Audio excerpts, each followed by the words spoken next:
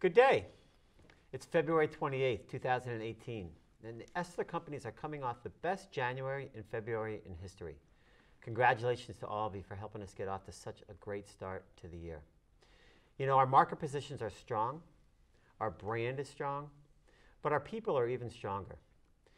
The opportunity for growth with love is tremendous, and today we're going to learn a bit about someone who will help lead us in the future. You know, it's a great pleasure for me to be able to introduce Hank Mullany with my brother here as our new President and Chief Operating Officer of the Esler Companies. Hank, welcome to the Esler Companies. Thanks, John. Thrilled to be part of the team and looking forward to meeting everybody. As are we, Hank. John and I thought creating this video would be a great opportunity to give our associates a chance to meet you, see who you are, learn a little bit about your aspirations. We've got a couple questions we've prepared for you. Softballs, really. There'll be no math involved. Let's hope. Yeah. And we'll close by, giving you a chance to any final thoughts. Great. Sound reasonable? Sounds great. Great. Thanks, Matt. First question. Who loves you the most? Tell us about your family. I'll tell you, I was born in Norwalk, Connecticut. I was the youngest of 5. I've got 4 older sisters, and really grew up in the Philadelphia area. I met my wife, Jane, on a blind date the summer between our junior and senior year in high school. We've been together ever since. She went to Villanova, I went to Temple, but we still dated. Got married after I got my MBA.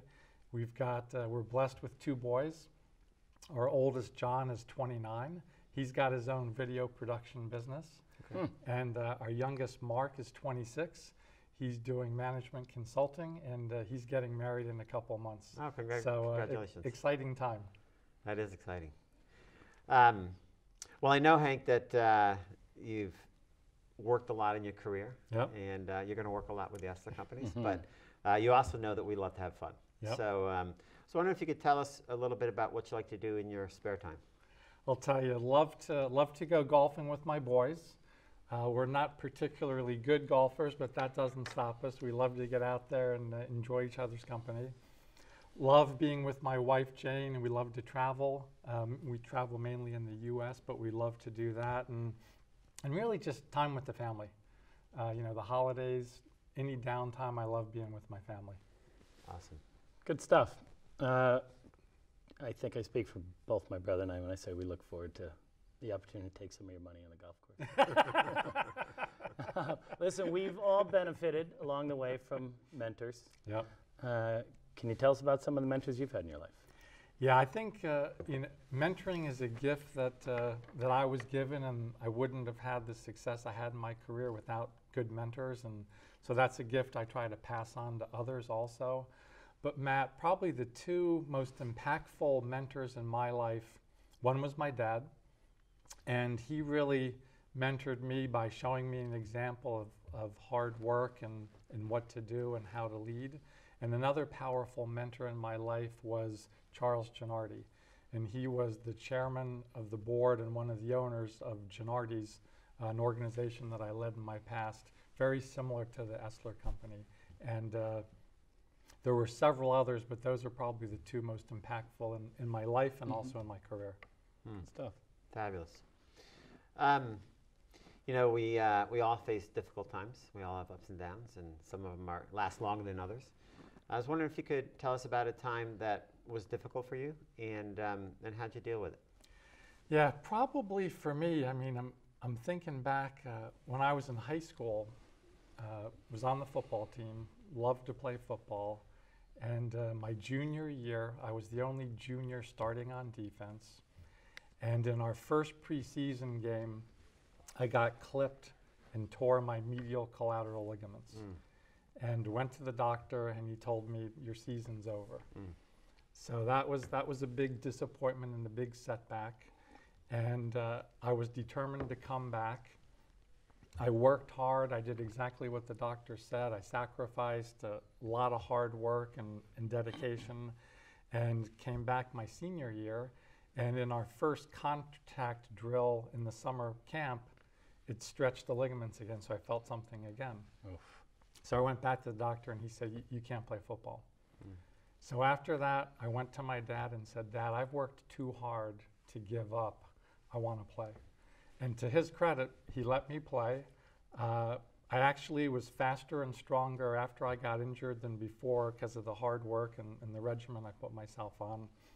So I played, had a successful season, but about 3/4 of the way through the year, I dislocated my shoulder. Wow. And that was the end of my football career. That's when I know not going to be a pro football player. Yeah. But the perseverance you showed in the rehab and Yeah. coming back a second time was exactly. So impressive. fighting through obstacles, don't get deterred, hard work, keep sight of the goal and vision, and figure out a way to make it happen. Yeah. And have a good mentor to support you along the way. My dad. Yeah, there's no question we learn and grow as much through our adversity as we do through our easy wins. So that's good stuff. You mentioned your dad as a mentor. You mentioned other mentors. Give us some of the good advice they've given you along the way. I'll tell you, my dad gave me some great advice for my career, and I hope at some point I'm able to give similar advice that my boys find as beneficial. But I was a sophomore in college, and he said to me, "So Hank, what do you want to do?" I said, "Dad, I'd love to run a business." And he said, "Okay, that's great." At the time, I was a management major. He said, "That's great. You should become an accountant." I said, "Dad, I don't want to be an accountant. I want to run a business." He said, "Hank, some of the best leaders and best CEOs that I know have come up through accounting and finance. It's good to understand the numbers and know the business." And he said, it's some of the best people I've worked with as CEOs have come up that way. So I thought, well, okay. So I changed my major. I became I dual majored in accounting and management, and then I got my MBA in finance. And looking back, that was fantastic career advice. People always needed somebody who understood the numbers at the strategy table. So at a very young age, I got involved in strategy and really liked that. And it was fantastic advice, and I think helped make me who I am as a leader today. So that was great advice. And then when I was at Gennardi's, again, family-held business, Charles Gennardi gave me some great advice about focusing on the associates and the team members and making sure that they feel good about the business and have a great internal experience. Then he also taught me about focusing on the customer and making sure that the customers have an incredible experience. And I've taken those lessons with me my entire career. So that's certainly music to our ears, as you know, because Sounds familiar. we like that. We like that theme. We are, as you know, a customer comes second company, and an associate comes first company, and we like to focus on our associates and our customers. So Agreed. You're in good company with joining us. But Agreed. speaking about joining us, we went through a process where we got to know you, and we got to know some other people we were looking at, and we looked at your background, and you've been a leader at some of the country's most successful companies. Thank you.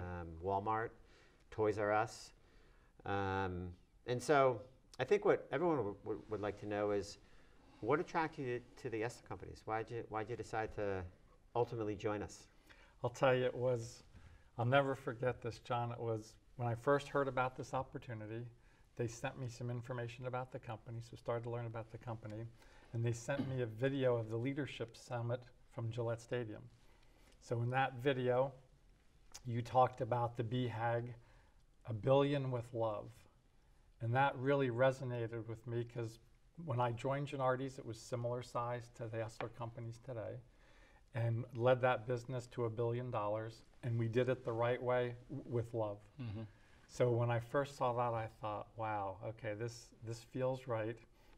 Then when I saw the thriving circle and the key components of that, I'll never forget, I stopped watching the video, went to my wife Jane, and I said, "This is the right opportunity for me. This is the one. I really want this to happen."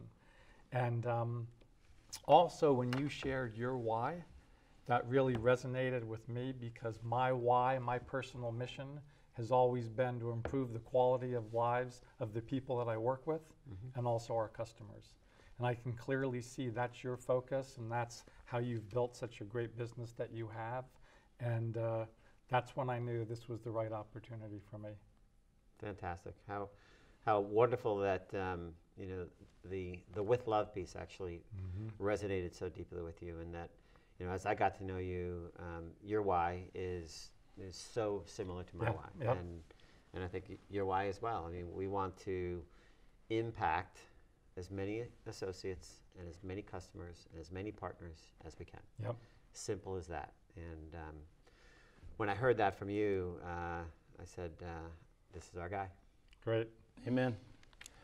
So I know you've only been here, this is day 3, but you did your homework in advance. You had a chance to meet some of our folks from Colorado, some Telefluent. You sat in on our SNE kickoff meeting. Give us your thoughts on our strengths and some of our biggest opportunities we have in front of us. Boy, I think in terms of strengths, you guys have built an incredible business. The people are clearly a strength. I had a chance to get to know both of you through the process, had a chance to meet the senior leadership team, had a chance to meet a lot of the associates, spent time out in Colorado, sat in on a sales meeting, saw the Southern New England kickoff. So the people are clearly a huge strength. And to me, it's all about the people. If you've got the right people, you're golden, and if you don't, it's not going to happen. No question. So people clearly, and also very, very unique culture. Incredible culture, very much a fit with my core values and who I am. And I think that culture, our culture, can be a competitive advantage. So the people, the culture, and also the fantastic growth. I mean, the growth that your company is experiencing is unbelievable. Something that everybody should be very proud of. And I've worked with a lot of organizations. I've done consulting. I've seen a lot of businesses. There are not too many businesses that are growing as well as we are. So I think that's something that everybody should feel good about and celebrate. Sure. And not take for granted. Sometimes I think we're kind of used to it. We expect it. So, yeah.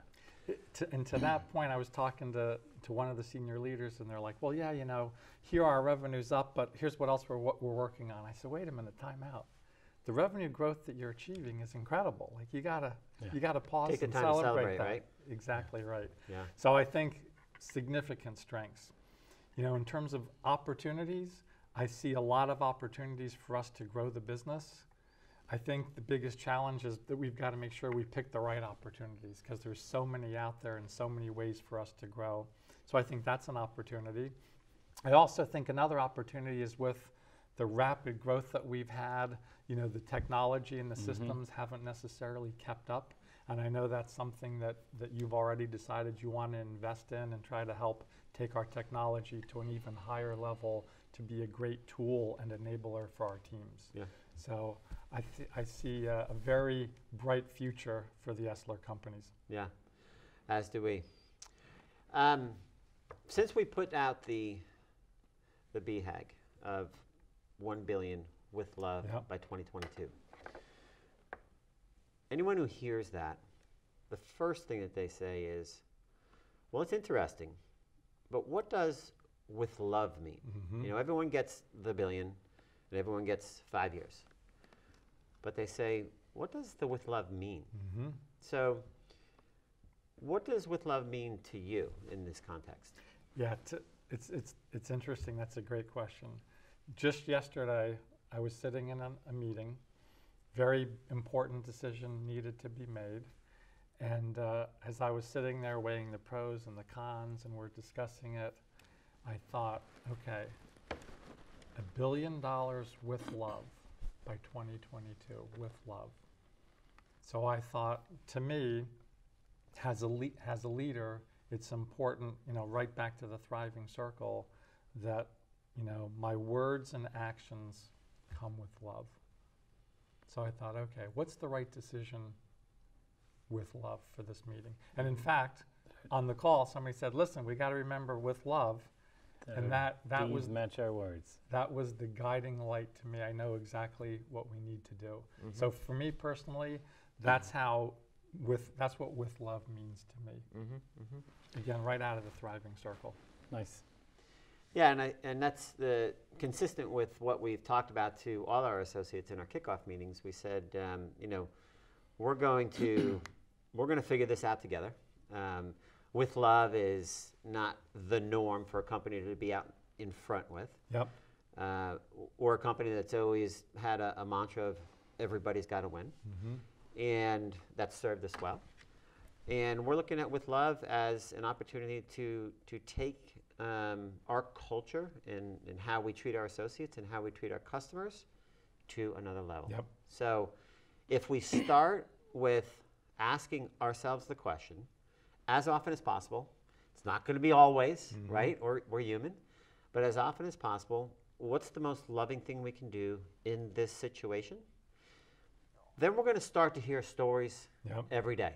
And we're getting stories from all over the Esler companies about, you know, this sales rep acted in this manner, and what a great example of signature service with love. Yep. And really, I think it's going to be told through stories, Yeah. right? And our actions. So we're just starting on this journey, as you know. But one of the, you know, the clinchers for me in saying you're our guy and you're our partner who we want to help lead us into the future was just that you said, without the With Love piece, you wouldn't be attracted. You wouldn't be here, right? Yep. And that's also one of the most exciting parts. You know, you're the first example of a leader coming to us because of us being out in front with our mantra. Yep. But that's going to happen time and time again. I totally agree, John. People are going to come to us because they're attracted to it, and they're not going to come to us when they're not attracted to That's it. right. Right? And if they're not attracted, that's not the they're not kind the of right leader we folks. want. That's not the right culture fit. Yeah. Awesome. Love both of your thoughts. I echo them. To me, With Love is the natural progression and a logical and a beautiful progression of what has always been our culture. It is to where folks are already hardwired. Yep. But yet it crystallizes and raises the line of vision to the company, the fully realized, evolved company that we can be. Yep. And as John has said, that can be an example for the better way to do business. Agreed. So very excited about that. Yeah. It's been a great conversation, guys. Growing to 1 billion by 2022 with love is a lofty goal. It's one that's going to challenge all of us in ways that we don't even know yet. But with you, we have a seasoned leader who has been there before and can help us through those challenges. Matt and I are confident that we've chosen the right man to partner with us. Thank you. Very kind of you to say. We're really looking forward to the associates getting to know you better. Likewise. Amen, brother. I echo that again. And Hank, it's been a great couple days. Really looking forward to the journey we have ahead. We want to thank each of you for watching. Until the next time, be well and have a great day.